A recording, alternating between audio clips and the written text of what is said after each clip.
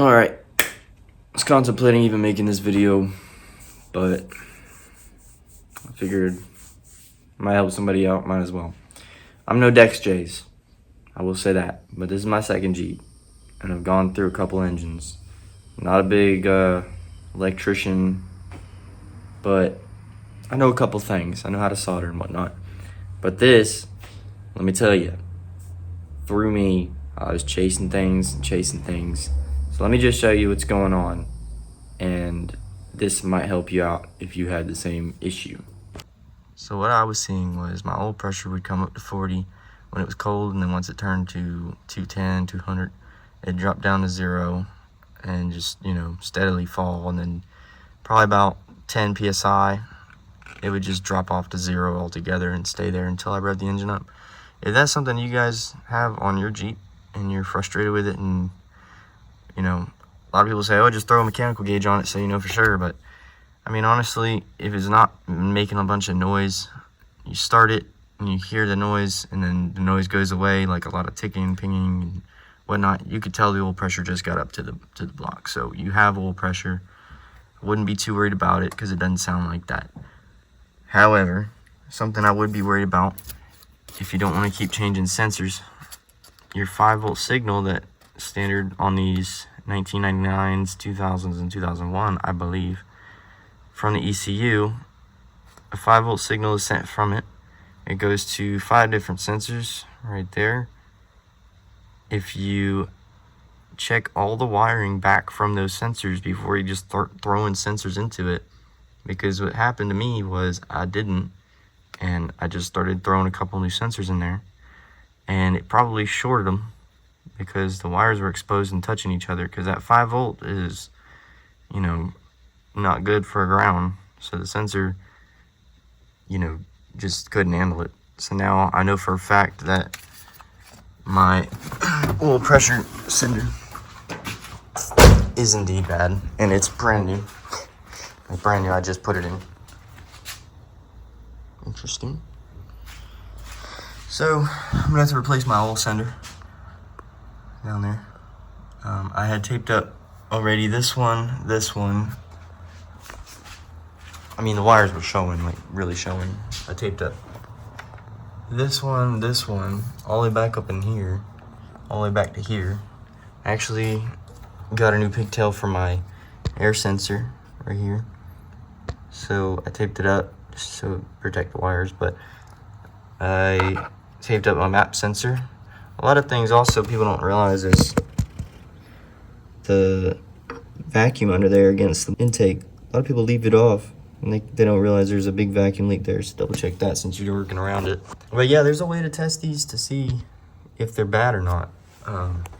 Pretty much, they're all the 3-wire. They're all the 3-wire. Let me see if I can get this off real quick.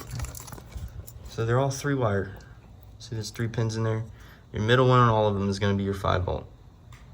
And you can just test that like this.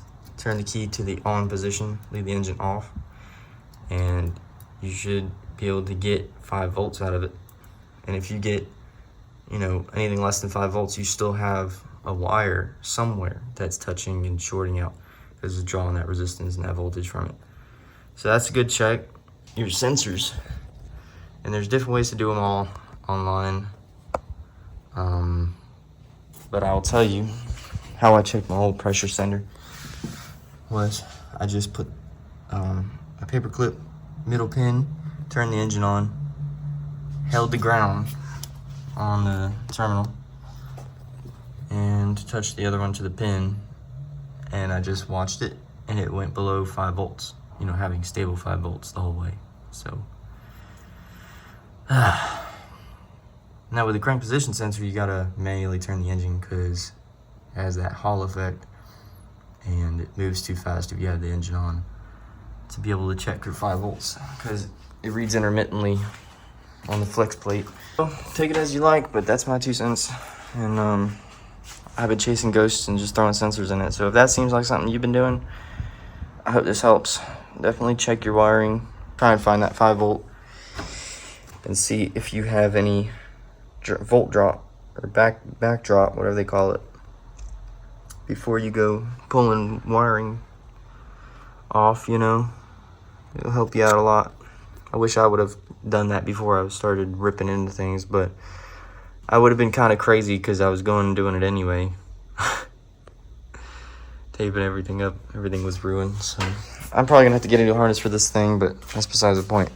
I have a new harness coming for my oil sender, and I believe my cam sensor.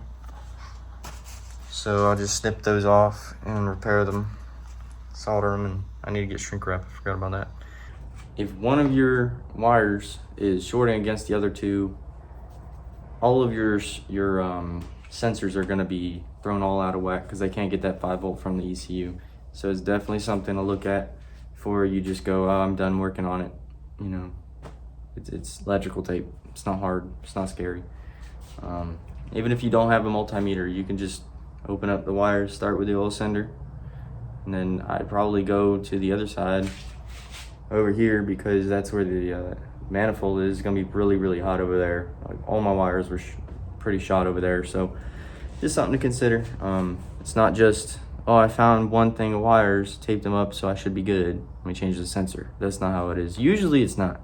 If any of your wires are like that, check them all, because or use the multimeter method, because you really want to make sure before you start throwing expensive sensors in it. Not that they're super expensive, but they add up when you have to buy 2 and 3 and 4, you know. And this is 5 sensors on the same circuit. So hopefully I didn't blow all my sensors. It's just the oil sender, and I'm pretty sure it's gonna be like my map sensor or my crank position sensor, because it runs pretty bad right now. But once I get that oil sender changed, I'll go from there. I'll test the other ones. Just look up online how to test them, the sensors themselves, before you start throwing them out too. I'd recommend that. But other than that, that's all I have for today. Thank you very much for tuning in and watching the video. I try to make it short and to the point, so you didn't have to skip a bunch, because I know how car guys are. I'm one of them, obviously. All right, bye.